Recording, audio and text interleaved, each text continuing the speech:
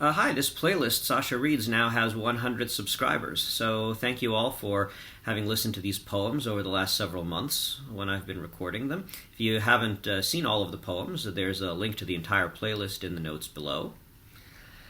My kids tell me that because I now have 100 subscribers, in honor of that, I should record a very special video, so that's what we're going to be doing. Today we're going to read the epic by Alfred Lord Tennyson, also sometimes called the epic including the Morte d'Arthur. It's an Arthurian poem. Now, this is not just an Arthurian poem.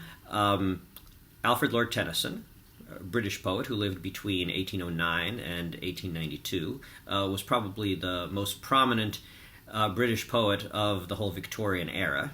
In the 1830s, he had a vision of a big epic that he would write about King Arthur. That ultimately became The Idylls of the King, which he wrote in the 1860s. But before, he published a snippet in 1842, and this is that snippet. It's a section on the death of King Arthur, which he called the Morte d'Arthur here, but in The Idylls of the King he renamed it into The Passing of Arthur. But here, it's surrounded by a frame narrative that takes place in Victorian times. The poem begins at an English Victorian Christmas party. And the whole Passing of Arthur section is read by a poet at the party. And then at the very end of the poem, we come back to contemporary times and the party. When Tennyson published The Idylls of the King, he threw out the frame narrative, but I think the frame narrative is just great and does a really good job of connecting the Arthurian story to Victorian concerns, Tennyson's own philosophical concerns, and also explicitly links the second coming of King Arthur with the second coming of Christ and Christmas. So I wanted to read you this early version. This video is much longer than my usual ones, so just set aside some time, see at the bottom of the window how long the video is, relax, get yourself a coffee, pull up the text if you want, either from the notes below or from the web, and enjoy. At Francis Allen's on the Christmas Eve, the game of forfeits done, the girls all kissed beneath the sacred bush and passed away. The Parson Holmes, the poet Everard Hall, the host, and I sat round the wassail bowl, then halfway ebbed. And there we held a talk, how all the old honour had from Christmas gone, or dwindled down to some odd games in some odd nooks like this, till I, tired out with cutting eights that day upon the pond, where 3 times slipping from the outer edge I bumped the ice into 3 several stars, fell in a doze. And half awake I heard the parson taking wide and wider sweeps, now harping on the church commissioners, now hawking at geology and schism, until I woke and found him settled down upon the general decay of faith right through the world. At home was little left, and none abroad. There was no anchor, none to hold by.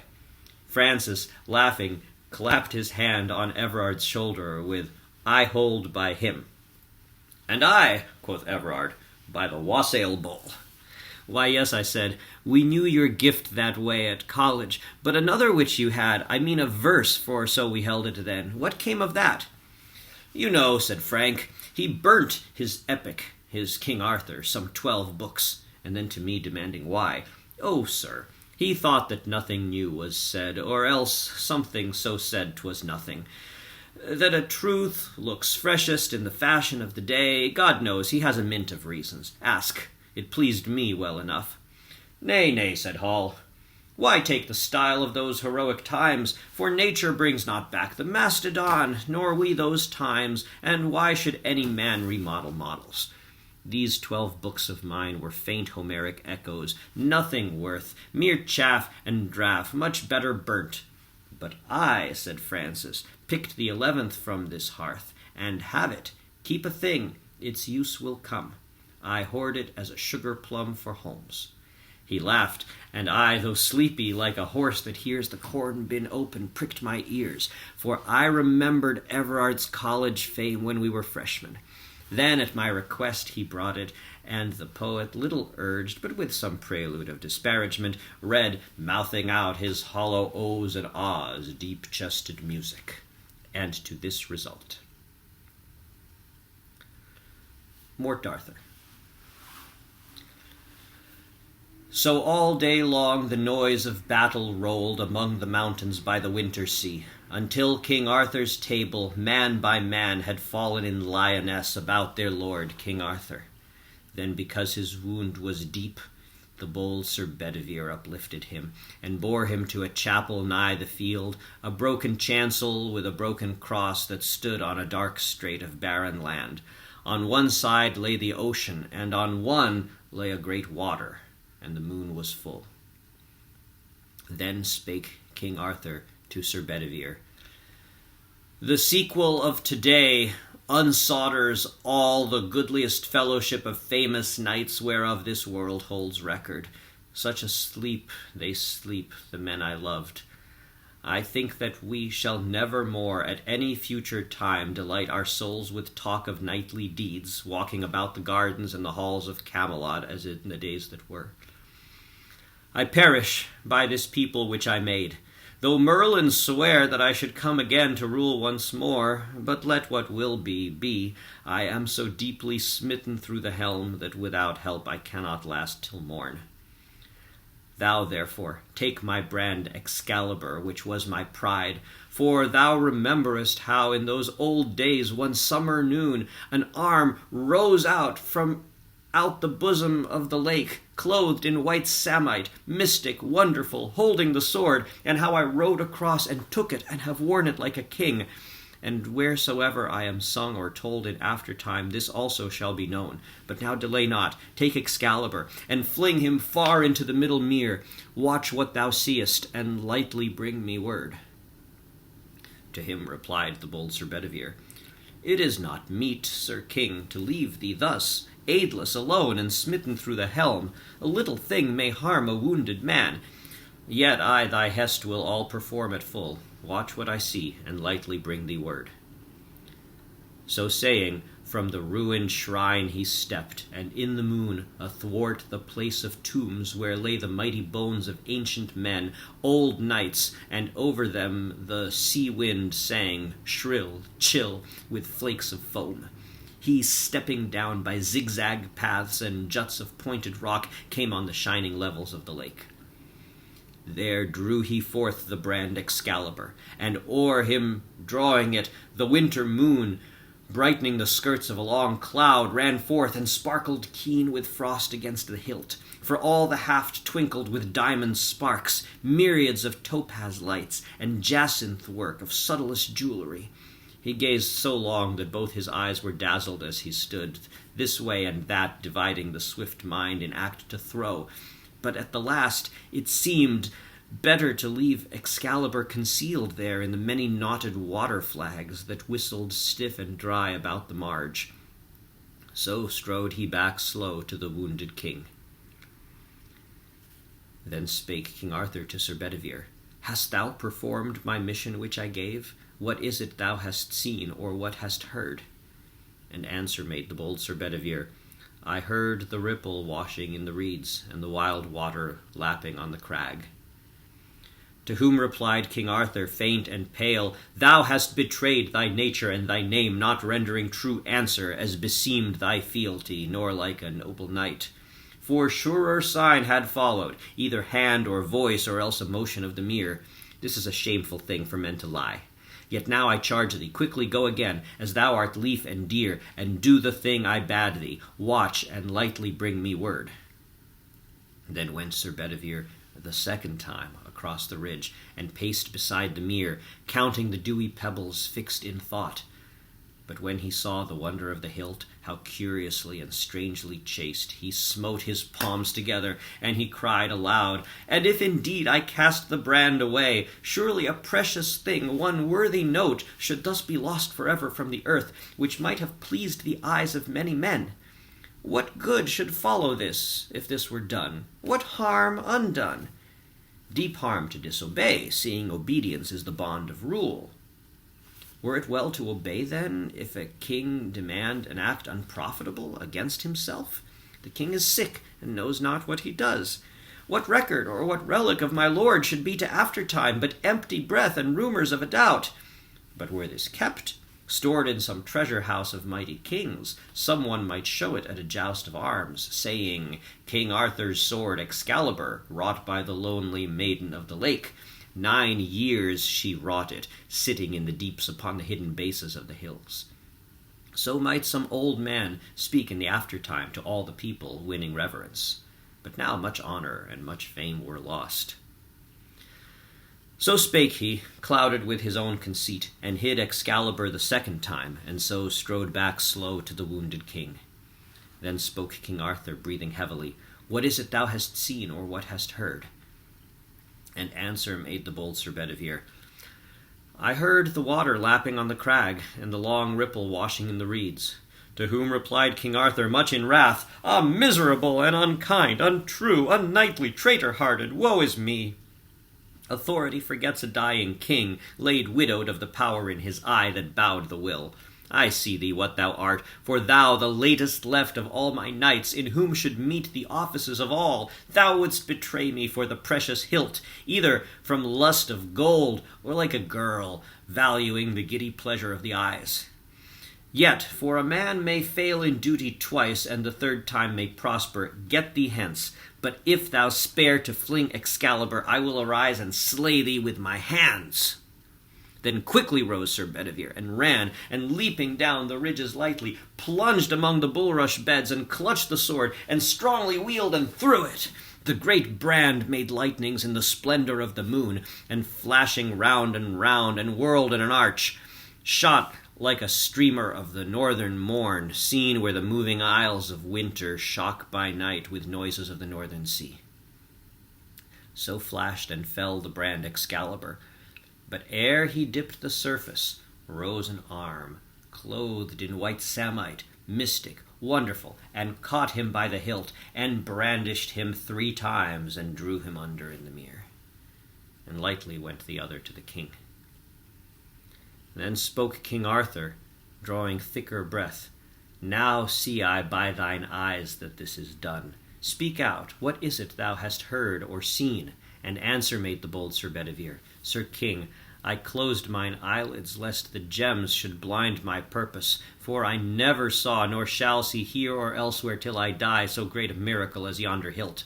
Then with both hands I flung him, wheeling him, but when I looked again, behold, an arm clothed in white samite, mystic, wonderful, that caught him by the hilt, and brandished him 3 times, and drew him under in the mere.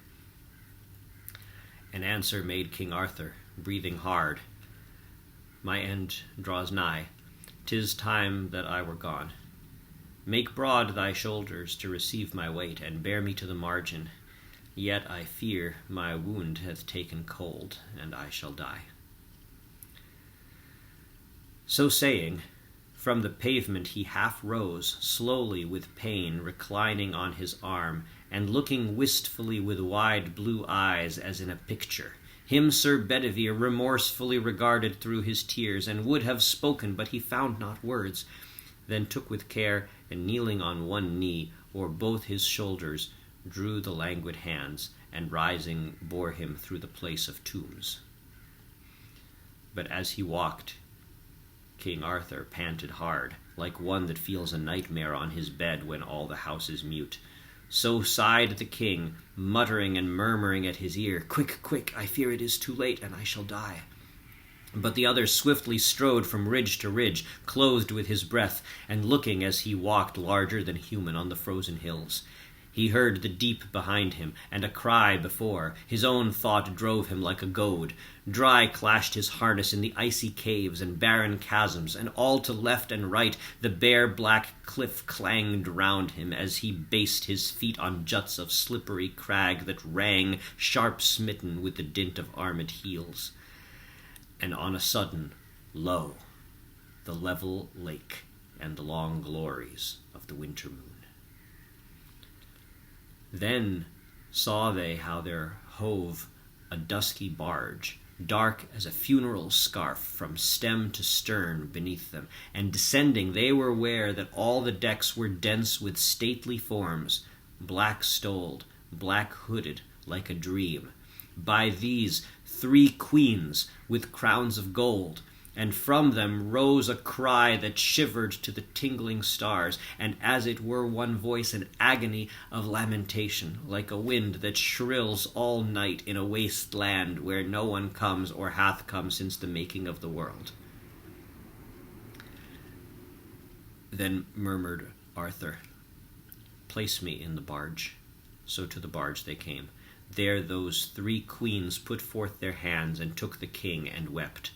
But she that rose the tallest of them all, and fairest, laid his head upon her lap, and loosed the shattered casque, and chafed his hands, and called him by his name, complaining loud, and dropping bitter tears against a brow striped with dark blood, for all his face was white and colourless, and like the withered moon smote by the fresh beam of the springing east. And all his greaves and cuisses dashed with drops of onset, and the light and lustrous curls that made his forehead like a rising sun high from the dais throne were parched with dust, or clotted into points and hanging loose, mixed with the nightly growth that fringed his lips. So like a shattered column lay the king, not like that Arthur who, with lance in rest, from spur to plume a star of tournament, shot through the lists at Camelot, and charged before the eyes of ladies and of kings. Then loudly cried the bold Sir Bedivere, "Ah, my lord Arthur, whither shall I go? Where shall I hide my forehead and my eyes? For now I see the true old times are dead, when every morning brought a noble chance, and every chance brought out a noble knight. Such times have been not since the light that led the holy elders with the gift of myrrh. But now the whole round table is dissolved, which was an image of the mighty world, and I at the last go forth companionless, and the days darken round me, and the years among new men, strange faces, other minds." And slowly answered Arthur from the barge, "The old order changeth, yielding place to new, and God fulfills himself in many ways, lest one good custom should corrupt the world. Comfort thyself. What comfort is in me? I have lived my life, and that which I have done may he within himself make pure. But thou, if thou shouldst never see my face again, pray for my soul. More things are wrought by prayer than this world dreams of. Wherefore let thy voice rise like a fountain for me night and day. For what are men better than sheep or goats that nourish a blind life within the brain, if knowing God they lift not hands of prayer, both for themselves and those who call them friend? For so the whole round earth is every way bound by gold chains about the feet of God. But now farewell. I am going a long way with these thou seest, if indeed I go, for all my mind is clouded with a doubt, to the island valley of Avilion, where falls not hail or rain or any snow, nor ever wind blows loudly, but it lies deep meadowed, happy, fair with orchard lawns and bowery hollows crowned with summer sea, where I will heal me of my grievous wound."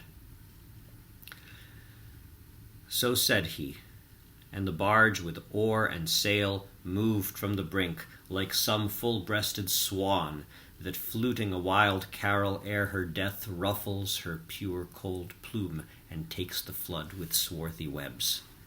Long stood Sir Bedivere, revolving many memories, till the hull looked one black dot against the verge of dawn, and on the mere the wailing died away.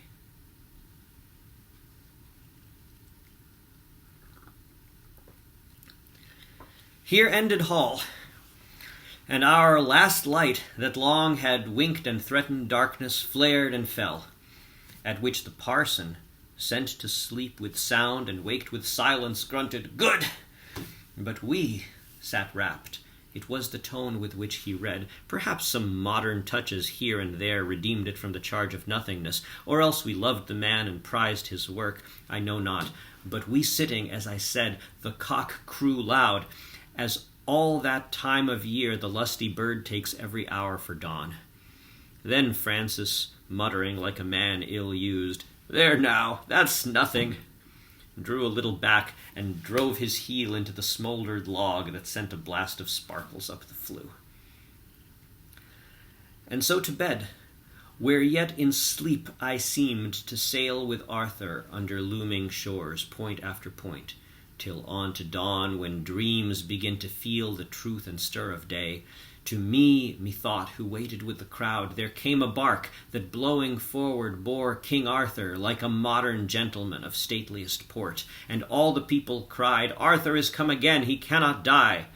Then those that stood upon the hills behind repeated, "Come again, and thrice as fair," and further inland voices echoed, "Come with all good things, and war shall be no more."